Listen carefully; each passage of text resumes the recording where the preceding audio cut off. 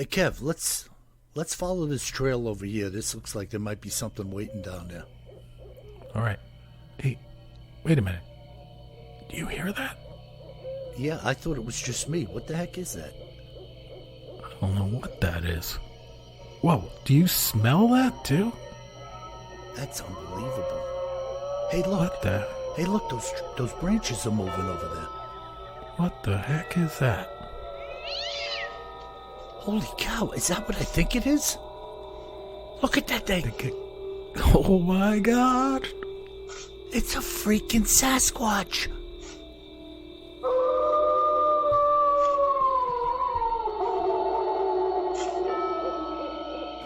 Welcome to the Bigfoot Terror in the Woods Sightings and Encounters podcast. I am your host, W.J. Sheehan, author of the series of books, Bigfoot Terror in the Woods Sightings and Encounters, 10 volumes, available in paperback, ebook, and Kindle format at Amazon.com, and the same 10 volumes available in audio format at Audible. So Christmas is coming, folks. Buy a couple of copies, give them as gifts, put them in your boots. Do whatever you want with them, but buy some. and without any further delay. Easy for you to say. Yeah, easy for me to say, Kev. Without any further delay, may I introduce you to my brother and co-host, KJ Sheehan. Kev, how are you? I don't know. That's a tough act to follow. Well, this is live, folks. Whatever happens, happens. Yeah.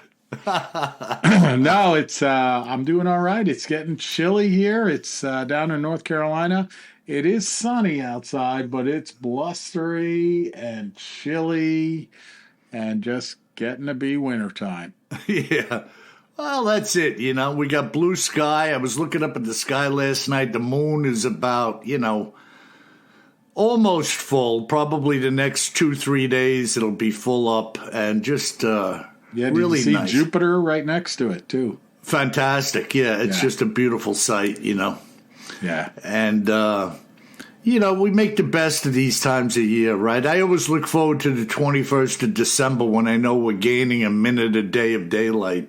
Yeah, that's on my little electronic watch. I have sunrise and sunset, each day. And not that I'm so focused on it, but I do love it when it starts to, the days get a little longer on December 22nd. Yeah, just... you can really start to measure the difference. It's a marker, Absolutely, 100%. I like it. Yeah, so Kev, what do we have in our cryptids in the news and other oddities segment today? Yeah, we're going to go to some creepy legends, or a creepy legend. Okay, we like creep. You'll get a little creep on. So I got a couple of creeps in the neighborhood. Ah, there you go. Hopefully you don't have this one in the neighborhood. But we're going to talk about the legend of SpearFinger. SpearFinger? Yeah. Wow. And this creature, or I should say witch. However, folks, no witches were harmed in the making of this podcast. Not yet, anyway. And our PSA and public service announcement is, we understand that there are good witches and bad witches. I will let you judge whether this is a good witch or a bad witch. How's that for being neutral? Well, with a name like SpearFinger. Yeah, I know how it's going to end. I mean, come on, man. I know how it's going to end. But this witch is from the Cherokee Nation in western North Carolina. Okay. So it's said to have lived along the eastern side of Tennessee and the western part of North Carolina. So right there in the Blue Ridge Mountains, here in our state of North Kakalaki. And in the Cherokee language, its name, this is going to be tough, was Utlunta. Utlunta. Utlunta. Utlunta. And Utlunta is actually Cherokee for, get this, the one with the pointed spear. Wow. And this witch basically got this name because her right forefinger resembles a spear or a knife, and she uses it to cut her victims. Nice. So much for the good witch or bad witch. We know where this is going. I wanted to appear that, I didn't want to judge. I'm sure we'll get some letters saying that she was actually a good witch. yeah. But I will tell you, not yet, but there will be a point in this discussion where there will be a parental warning because it gets a little brutal. Well, she'd be good to have around at Thanksgiving. If you didn't have a knife, she could carve the turkey with her finger. And by the way, if you look into her face, her mouth is stained with blood from the human livers that she's eaten. You sure it's not Revlon lipstick? No, not lipstick. But again, maybe they were donating their livers to her. She could have been a good witch. Yeah. And she's also known by a name which I'm not even going to attempt, but it translates to stone dress for her stone-like skin. Attractive woman. Yep. And then they talk about the fact that often she clutches her right hand tightly and hides it, tries to hide her spear finger. Now, some folks in the legend say that that's because she's trying to hide her identity, right? Because she's feared as this witch. And others say that she's hiding her heart or her only, Achilles heel. Huh. All right. Interesting, yeah? Just as... And then when she walks, being made of stone, she sounds like thunder. And she crushes rocks into the ground when she steps on them. Wow. Yeah, what the Cherokee say that her voice echoes down the mountains to the Cherokee villages and scares the birds of the forest away. Wow. So, who does that remind you of, scaring birds away? How far back does this legend go, Kev? Oh, a few hundred years. Wow. Yeah.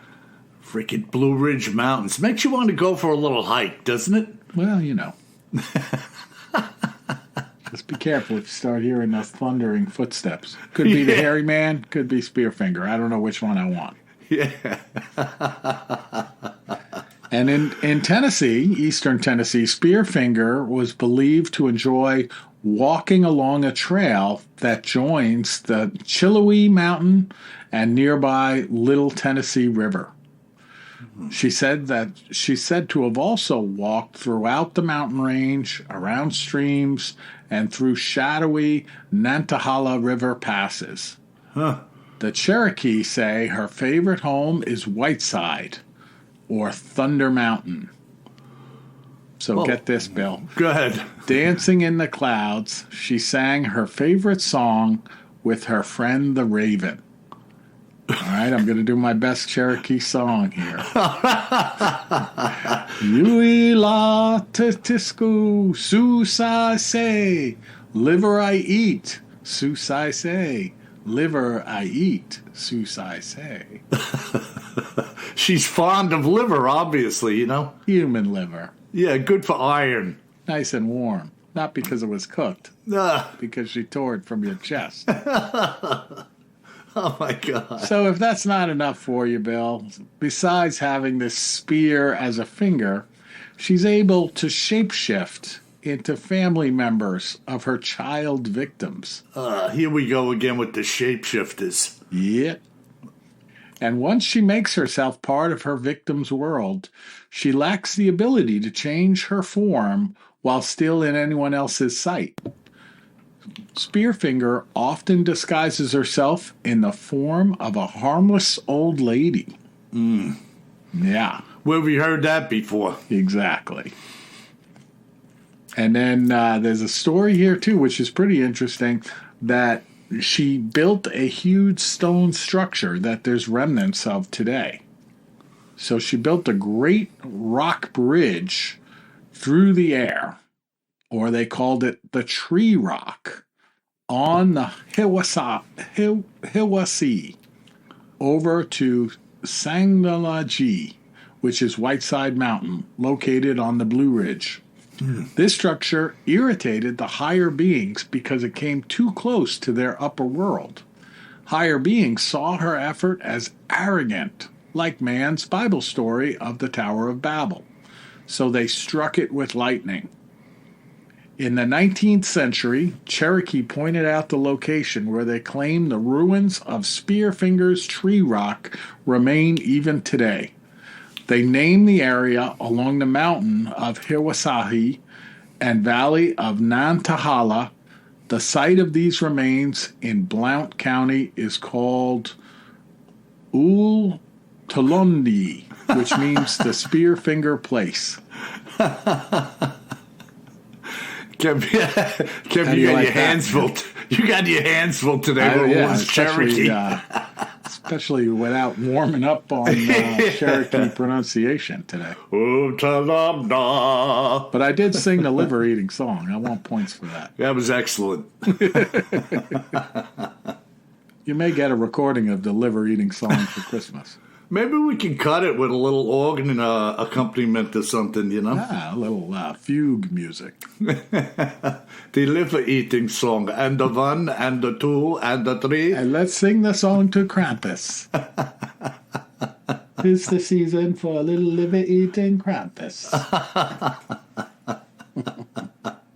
Remember Lawrence Welk? Oh, yeah.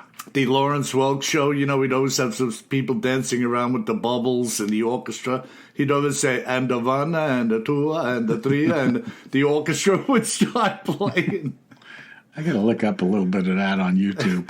It was such a drag, man. I remember. Oh, I hated that show. Mom and Dad used to make us watch it, and it was like, yeah, I remember when it came on. I was like, oh, God, here we go.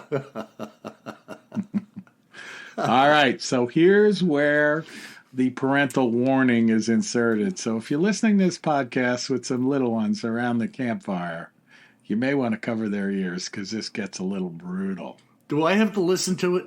You do. I'm a little one. Nightmares, that'll be a bonus. And remember, no witches were harmed in this podcast. Not yet. Not yet. So her most dangerous attribute, Miss SpearFinger, is deception. Appearing to be harmless and trustworthy, hiding her identity and powers while luring unsuspecting children. All right?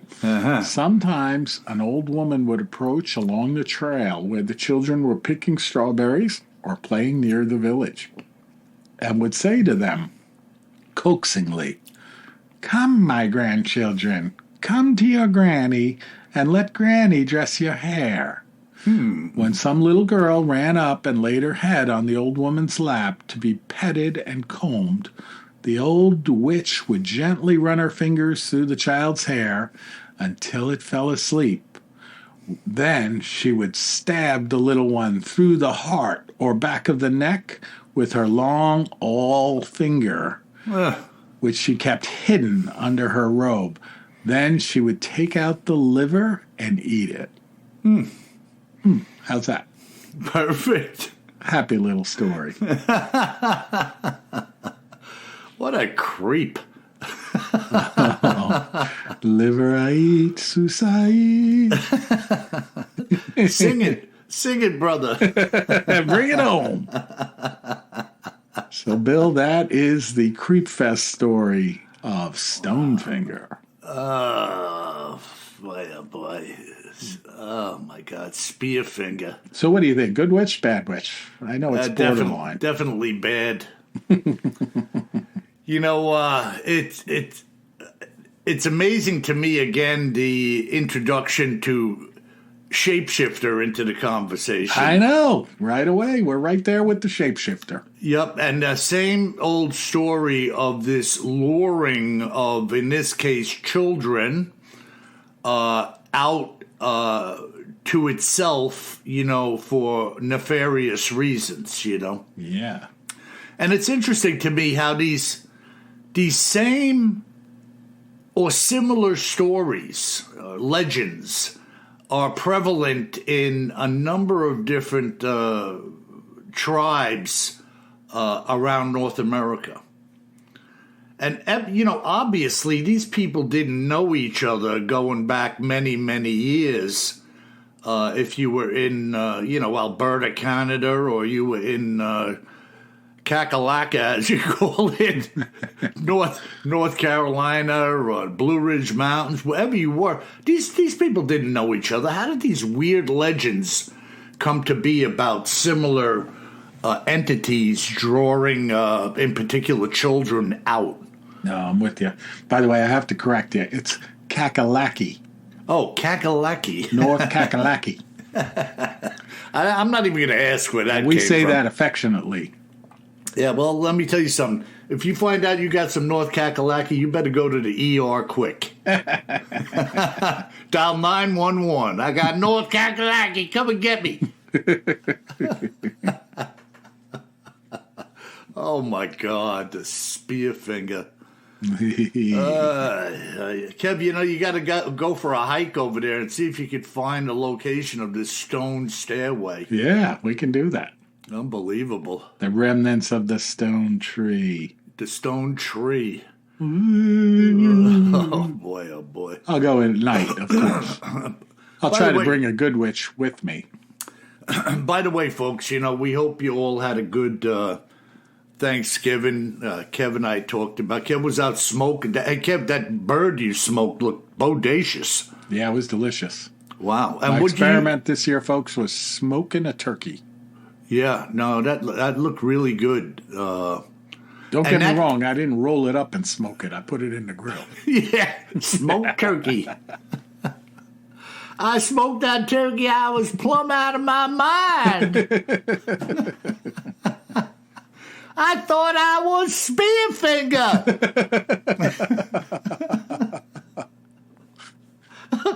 I started singing some song about eating liver. I don't know what was going on. I had a craving for liver. Where's that turkey's liver? You wasted it. You threw the liver away. I was out digging in the garbage can looking for that liver. Oh, my God. Somebody probably tuned into this podcast for the first time, Kevin. They're saying, like, what the freak is this? Bigfoot terror in the woods. This guy's a joker. Smoking turkeys. Smoking turkeys and SpearFingers. Oh, my God. Well, this is the way it goes, folks. It's all good because Bill's going to take us out to see the hairy man now. Yeah, and, this sighting, Kev, just reminds me once again of how casually things can occur when it comes to encountering a Bigfoot. It's typically, it's almost all the time, right? Completely unexpected. You're doing what you've done in many cases, something that you've done many times before, and suddenly the creature presents itself. And this following sighting was shared with me by a guy named Tom Flynn, a resident of Ontario, Canada. Yet again proving to me that Ontario is in fact a hotspot for Sasquatch activity. Now this is what Tom had to say. It was in the summer of 2017, Bill, not too long ago, folks, when I had hiked into the shore of Lake Skookog to do a little fishing. I had a light backpack with me containing my hip waders and a bite to eat, as well as my rod and some lures, and that was it. This lake is a place which I am well familiar with, having worked its shoreline dozens, if not hundreds of times in the past. So I was hiking down to an area, one of many, where there is some grass growing in the shallows, where the fish tend to hide, as well as being a place where the predators can find minnows and the like to eat. Along the shoreline to the east, maybe 300 or 400 yards, begins a lily patch on the water's surface, also growing in the shallows along the lake's edge. Now, in order to bring you into the picture, As you approach the spot where I was going to put my waders on and enter into the shallows and the grass, there is a very old and large tree to the left side of me. I would say the tree's diameter is close to 2 feet, with brush running right up to the sides of it. The lake was completely flat and calm that day, there being not so much as a hint of a breeze. Its appearance was like that of a mirror. I had laid my pack down, leaning it against this tree, and pulling my waders out of it was putting them on and trying not to fall on my butt in the process. Anyone who has ever put waders on can relate totally to what I just said. My back had been to the water as I did this, and I set my rod up to fish. And having turned around, there was some ripples rolling down the shore from my left, the direction of the lily patch's location.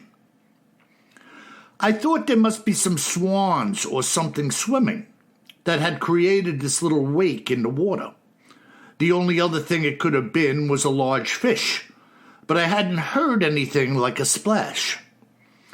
I had taken maybe only 2 steps while turning my head to look in the direction of the lily patch when I saw a large figure walking in it, the water being, say, 2 to 3 feet in that area, as it was in front of me now.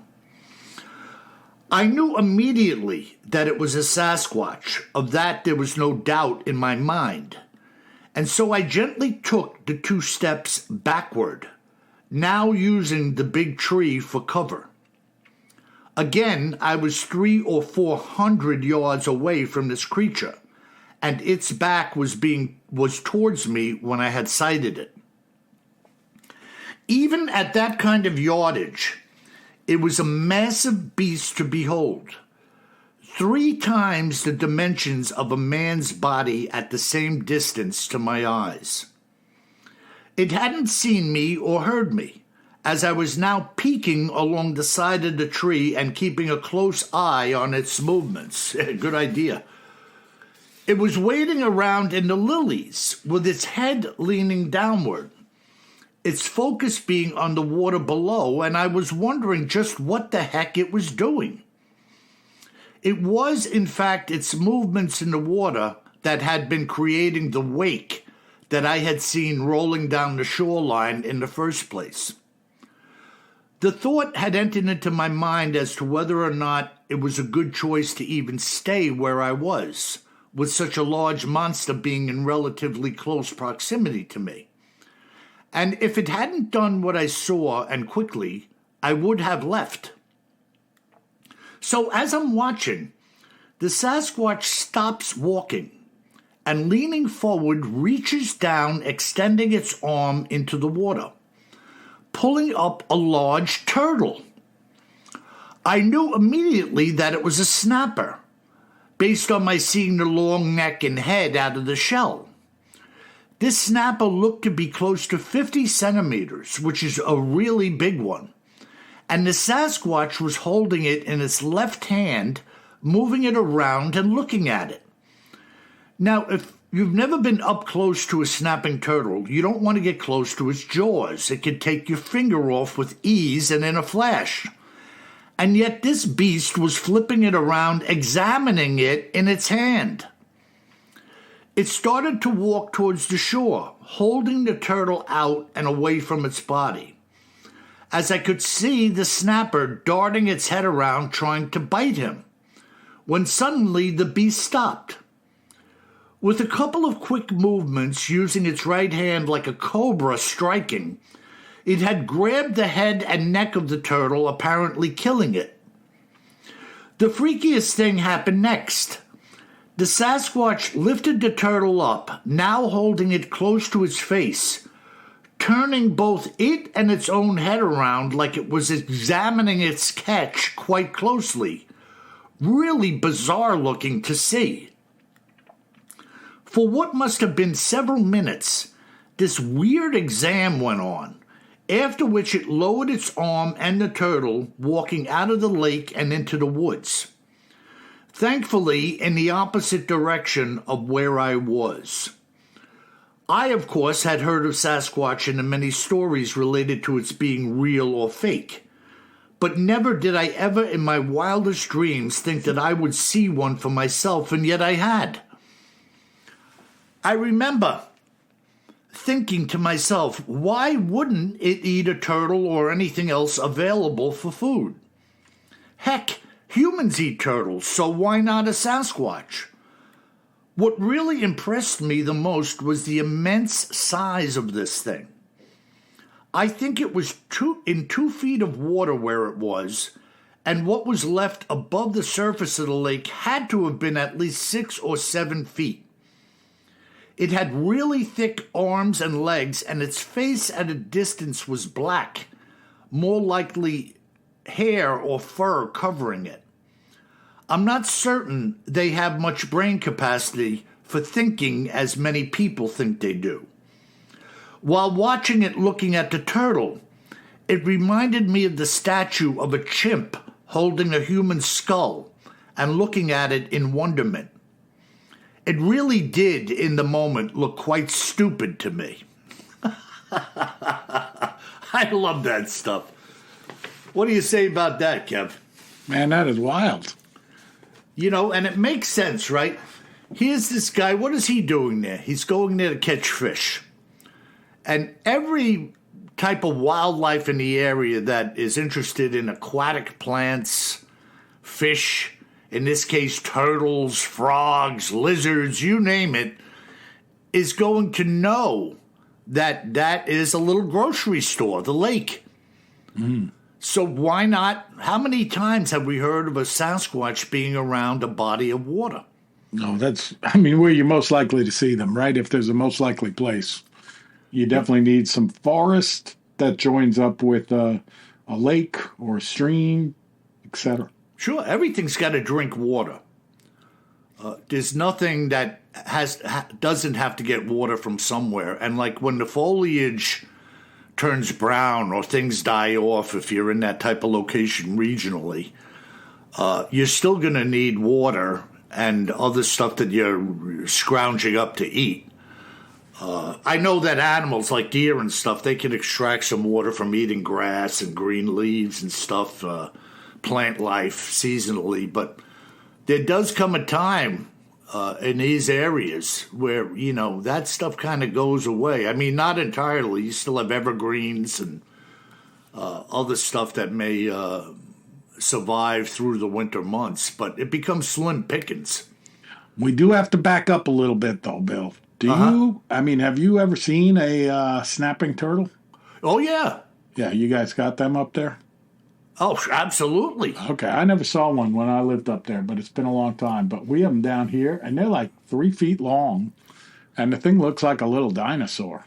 Yeah, I mean, if you got 3-footers down there, that is enormous. They are enormous, and I mean, long tail, long neck, and you see them coming, and they just scare the hell out of you. Yeah, you know? No, they are nasty, and their shell has those points coming out of the side. Yeah, they got horns on them. I mean, it's like a little dinosaur. Yeah, there's no doubt about it. And they don't fool around. No, I mean, I'm not kidding. Like, if you saw one, like, on the side of the lake or something like that, once in a while we see them in the parking lot. Like, they crawl up out of the lake into the parking lot. It's like, man, you head the other way. Yeah. Well, listen, you get, let's just say you get a 3-footer like you see.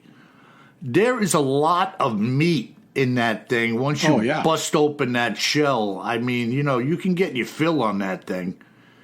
And it makes sense that, you know, something would eat something like that. No doubt about it, yeah.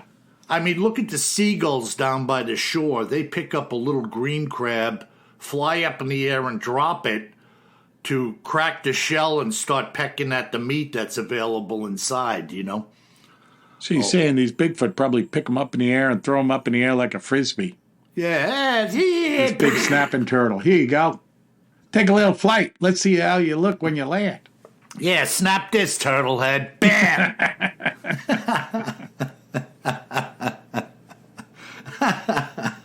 I guess that one wasn't a ninja. No, not a ninja turtle. No, but again, I've heard stories of moose.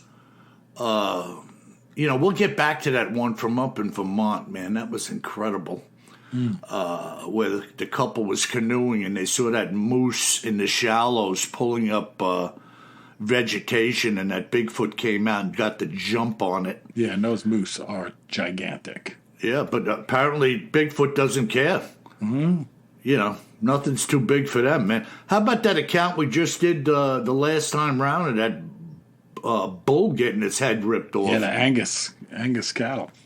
Oof. And a listener to the podcast was telling me one day, prior to doing that if you put two bulls in the same, field or whatever, you don't separate them, he said they will fight to the death. Oh, yeah, man, they are some big creatures, too. Yeah, and he said that the victor, or the one that's getting the best of the other one, will actually, in some cases, keep going at the loser, even after it's dead, keep pecking at its head with its horns, trying to rip the head off of its body. Nice. I mean, that is talk about vicious. A nice little bull. Yeah, like SpearFinger. I'm going to get your liver, buddy. Trying to get the liver. Have a little nosh. Yeah. So that's it, Kev. I mean, you talk about some creeps. SpearFinger and Bigfoot having at it with a snapper in Lake Skookog in Ontario. Giddy up. Folks, before I say anything else, if you've seen something, say something. You can get in touch with us at BigfootTerrorInTheWoods.com and hit the contact button. And I'll reach out to you. I reach out to a lot of people. And let me know what you've seen or experienced. We'll have a conversation, But there's a lot of things going on out there, some of which are unexplainable, and other things are quite visual, like running into a Sasquatch wherever you may be, which is why I always end the show with the saying, always carry more gun than you think you're going to need. Because, friends, you run into one of these things, and you may be sorry that you did, and nobody's going to know that you were sorry because you're going to be a goner. Mm-hmm. So I did a podcast yesterday, Kev. I did a little podcast and with some other people doing an interview, and I always repeat myself that you don't know the disposition of these creatures when you come across them. So why take a chance? How could anybody assume that something like this is not in the mood to harm you? I mean, it's ludicrous to me. Assume it at your own risk. Well, look at the moose, Kev. They come moseying across the field. And they look like they're that's a pretty good moose, by the way. Thanks. And I'm part moose. And they come moseying through the brush and everything, pushing the branches aside with their rack. And then maybe all of a sudden they say, "Hey, Kev, I don't like you here."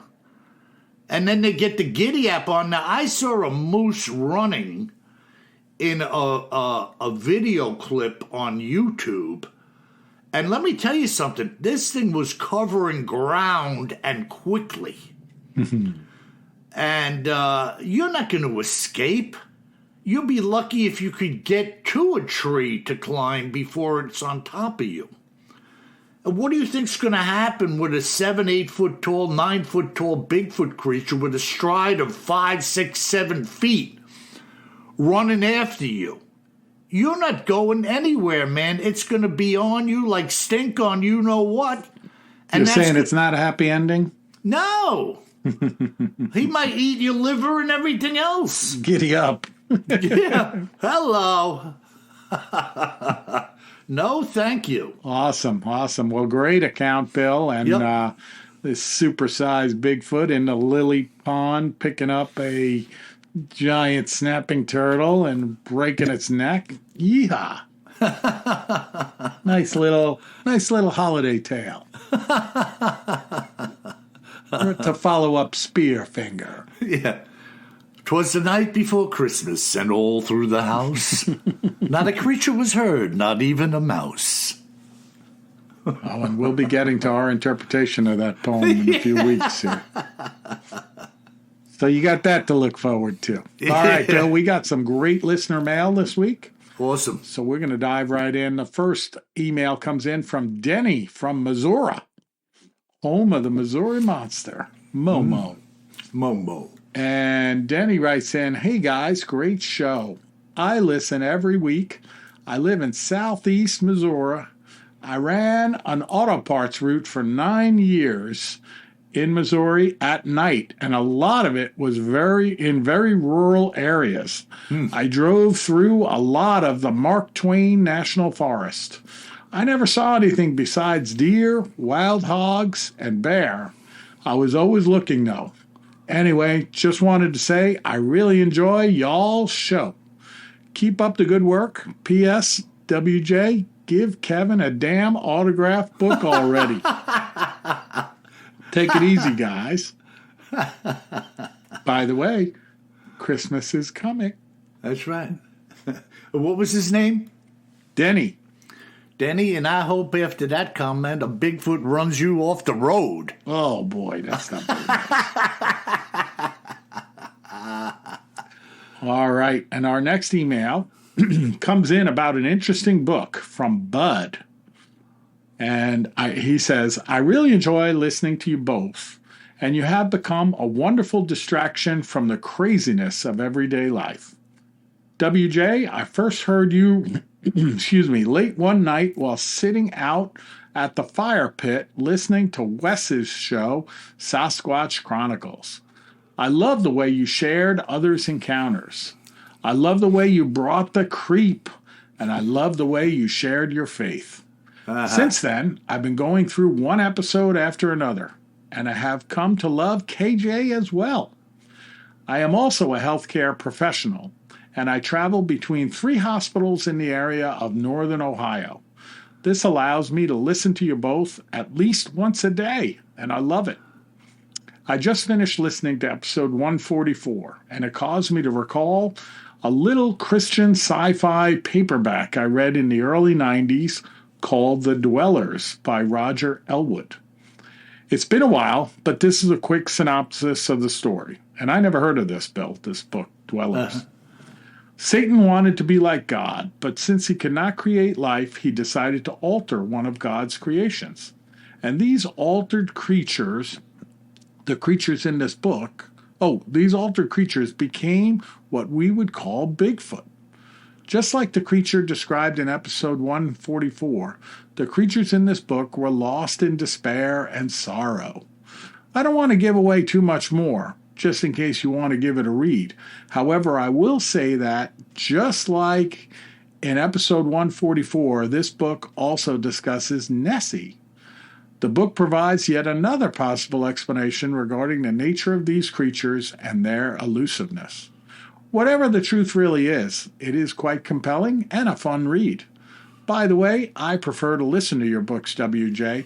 It makes for a fun ride in the car.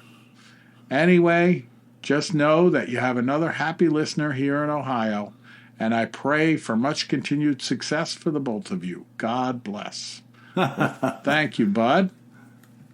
Kind of neat, Kev, you know? Yeah. Well, and by the way, the most important part of that letter to me is that, Bud thanking us for helping him get through the craziness of everyday life. We've heard that from a zillion of you folks writing in that, when you have your challenges, listening to the podcast is a little bit of an escape. And we love to hear about that because it helps Bill and I keep going. Because it's not easy to put this podcast on every week when you're about 600 miles away from one another. And we try to get it done. That's right. And we're busy ourselves. Yeah, we have other jobs. Yeah, with the cares of this world, right? Yeah.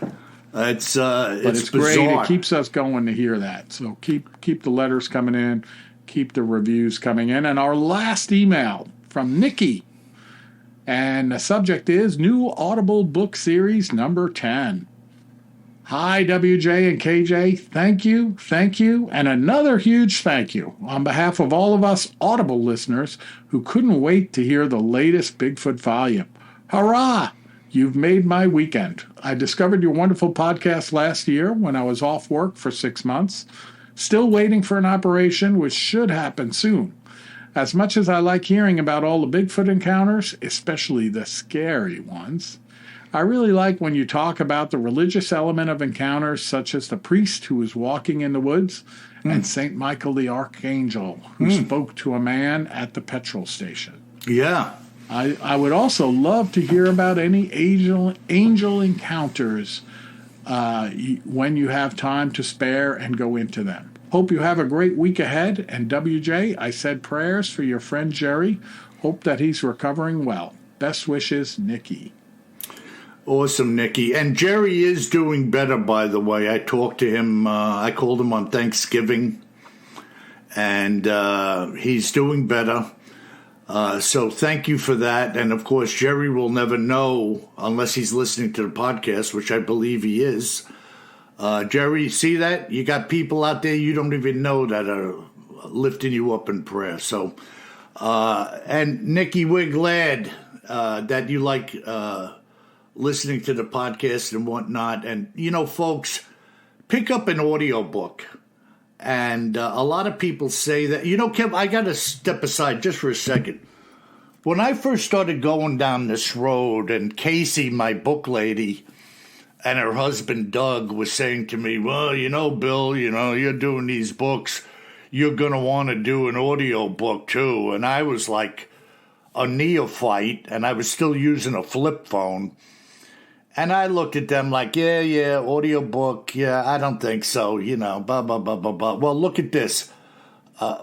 More people like the audiobook than the paperback. So they were spot on in telling me that many years back. But it's work, folks. It's time, it's effort, and it's work. And I don't mind putting the time in. I do. So go out there, show some support, buy an audio book or two, put them in your library, buy a paperback, and let me know that you like what we're doing here, Yeah, and give them as gifts. Yeah, certainly. Give Kevin one. Yeah, no doubt. He's looking for an autographed copy, so just sign it and tell him you're WJ and send it on over to him. There you go. Put a little sketch of SpearFinger on the inside cover. Ooh, I'd like that too. That's a bonus. A little bit of blood dripping out of her mouth. Unbelievable. Well, Kev, is that a wrap? That's a wrap. Well, folks, another great podcast. Enjoy doing it. Glad that you're listening. And remember this. If you should find yourself walking through the Blue Ridge Mountains or anywhere else, Lake Scugog in Ontario, Canada, you best remember one thing, my friends. Always carry more gun than you think you're going to need. Sleep tight.